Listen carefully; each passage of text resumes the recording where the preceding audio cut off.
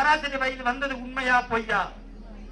அப்போ 60 ஆண்டு காலம் பலவதைக்கு சராசரி இறப்பு இருக்கிறது என்றால், அப்போ வருங்காலங்களில் இன்ப நிதிக்காக அவர்களுடைய குடும்பம் இன்னைக்கு தெருவுறாக கஞ்சாவையும் குடியையும் குடி போதையை கொண்டாந்து நிறுத்தி அவர்களுடைய பிள்ளை 40 ஆண்டு காலம் வரப்போது என்பது உண்மையா பொய்யா?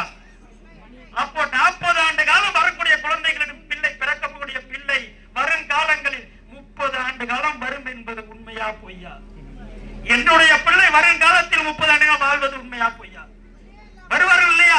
அப்ப அந்த 30 ஆண்டு காலம் வாழக்கூடிய அடுத்த பிள்ளைகளும் 20 ஆண்டு காலத்தில் பிஞ்சிலே பழுத்து பிஞ்சிலே வெந்து முடிந்து கொள்ளுமாறாக இந்த உலகத்தை ஆண்ட கட்டி ஆண்ட இனம், இந்த உலகத்துக்கு ஆன்மீகத்தையும் அறிவியலை கொடுத்த இனம் இன்று அழிந்து கொண்டிருக்கிறது இல்லையா? இல்லையா? அந்த திராவிட முன்னேற்ற கழகத்தால்